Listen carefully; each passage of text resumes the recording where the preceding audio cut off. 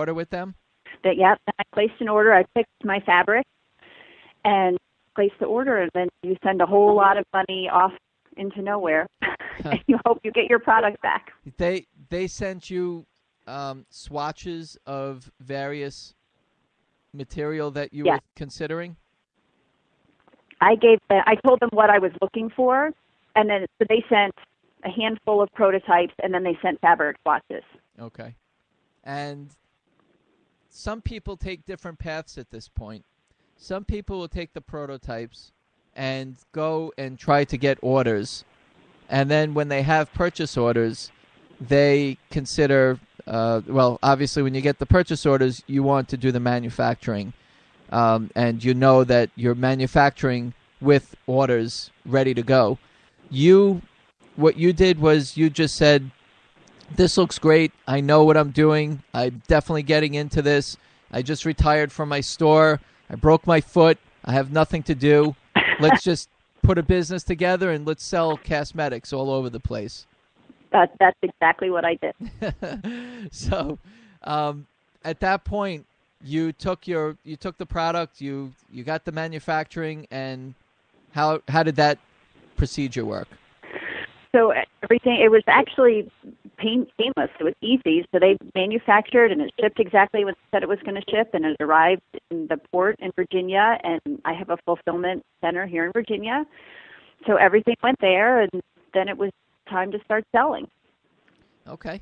Well, now's the kicker. Is there anything else through the process of before you start selling and letting the world know about it? Any tips that you can tell us, maybe what you could have possibly done differently now that you know what you know? Definitely. One thing I did is I did too many SKUs.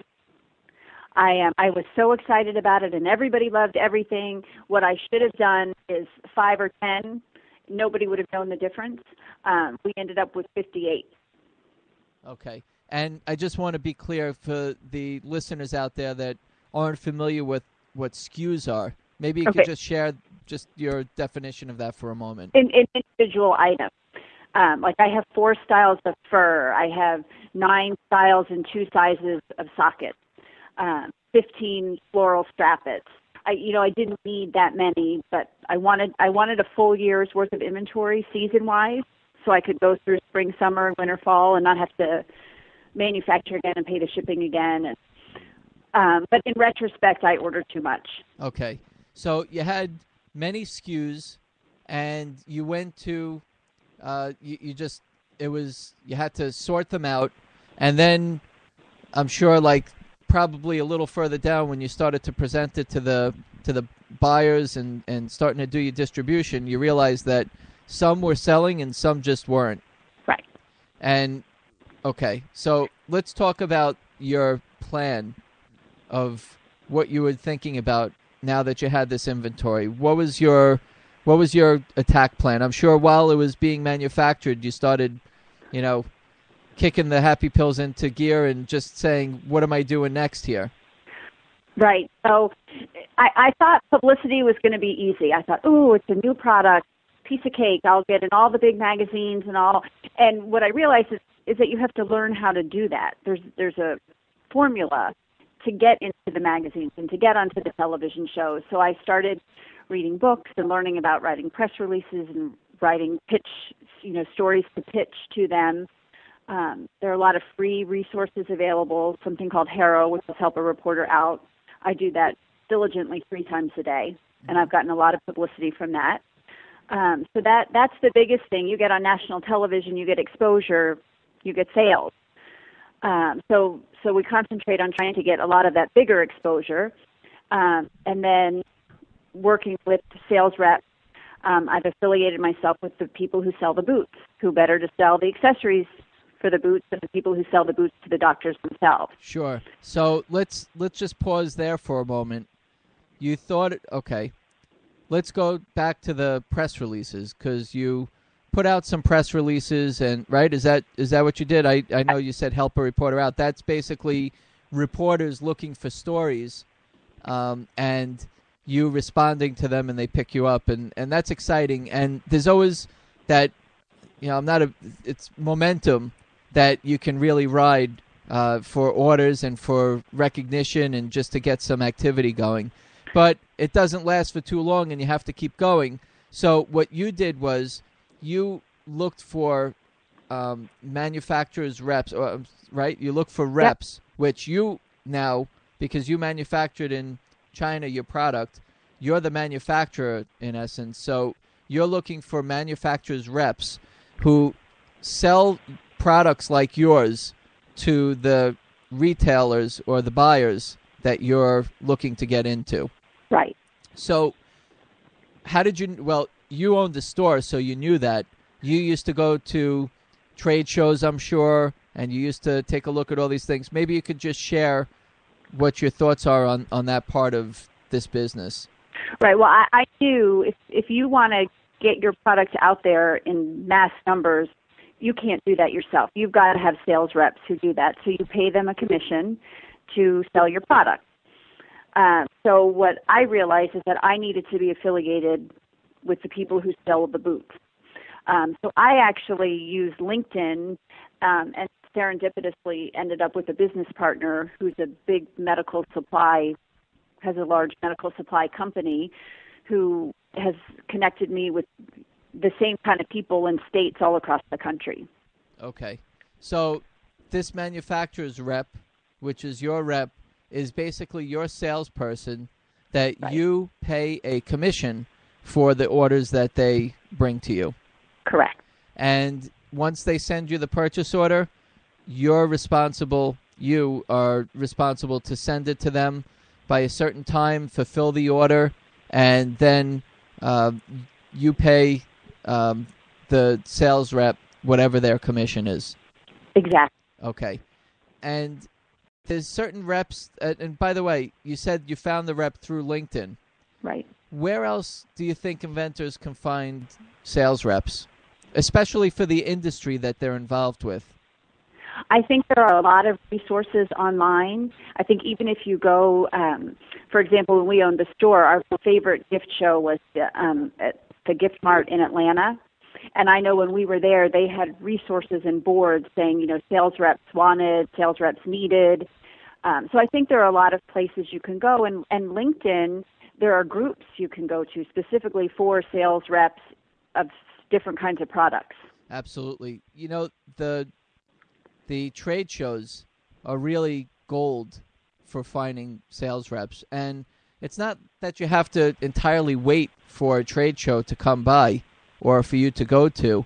You can actually go to the trade show's websites. Right. And most of the time, it seems like the sales reps or the groups or the industry reps associated with, obviously what type of product you're looking to be involved with are there where you could connect up with them and become a member, or to just take a look and see who's on the board. They're pretty much showing, or the different people that are listed, and call them up, and you'll find out that some of them are specialty products, others are regional, right? Others handle mass market, others handle catalog, others handle specialty stores, and the doctors in your case, right? Doctors stores and so forth.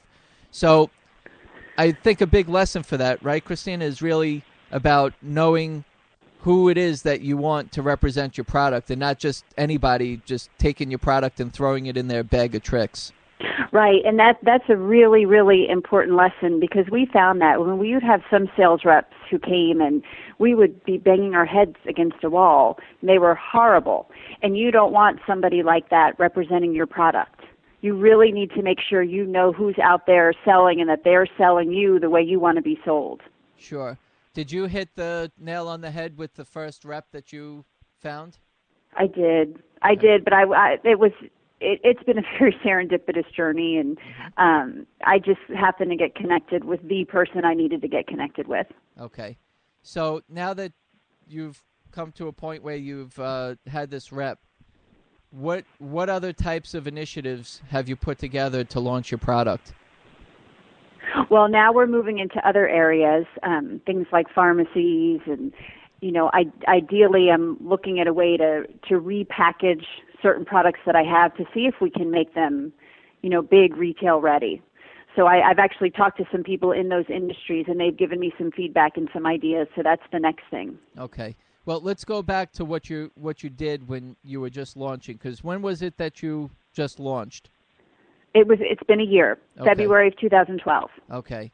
So between speaking to the reporters and getting some social, getting some media, and then also doing some social media, which I see that you're pretty active in. What else did you do? I think you mentioned something about a celebrity that was wearing your product. Well, and I joke all the time, I feel like an ambulance chaser, but I do have Google alerts set for celebrity broken bones, and I'm always checking out TMZ and UK Mail. So I was unfortunate for them. Our first celebrity was Jordan Weber, who was the Olympic gold medalist. And when she came back, actually my business partner fitted her for her boot and gave her our product. So she wore it. And then in December, I saw that Diana Ross had broken her foot. They had pictures of her in an airport in a boot. And it's amazing that you can use the internet, you can find their publicist, you can send them an email, and they answer you. So the Diana Ross's publicist said, I'll forward it on to her. And I kind of thought, sure, it's Diana Ross. And 2 hours later, he responded and said she loves the product. And I knew she was coming to D.C.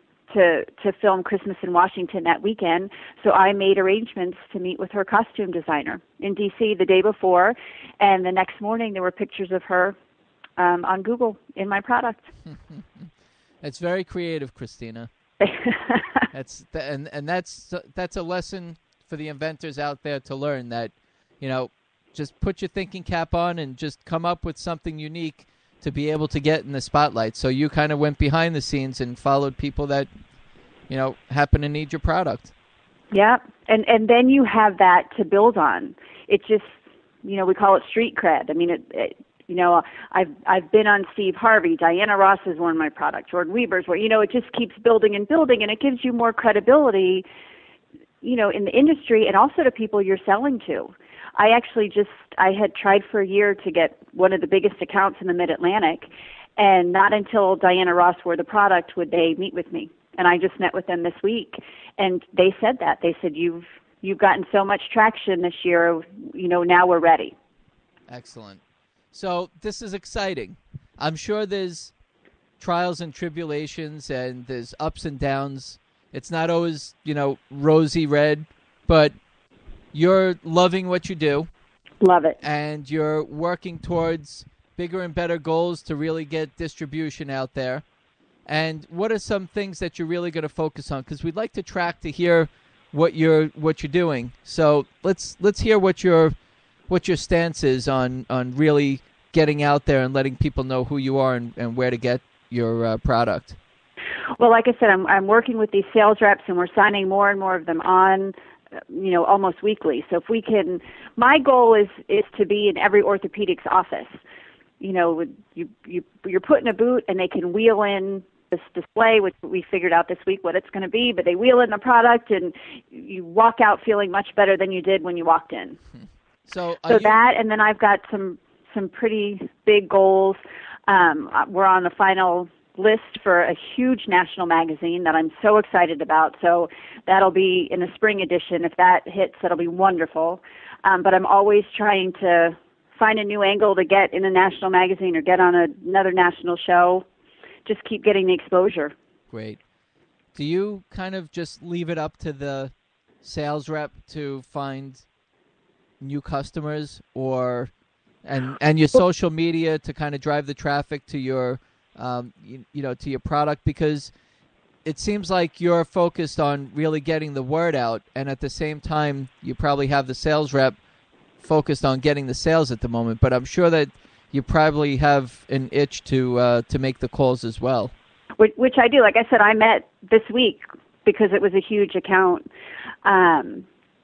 But yeah, the thing that's really good for the sales reps is they represent one huge company. It's actually the largest orthopedic bracing company in the world. So the benefit of them representing me now is that gets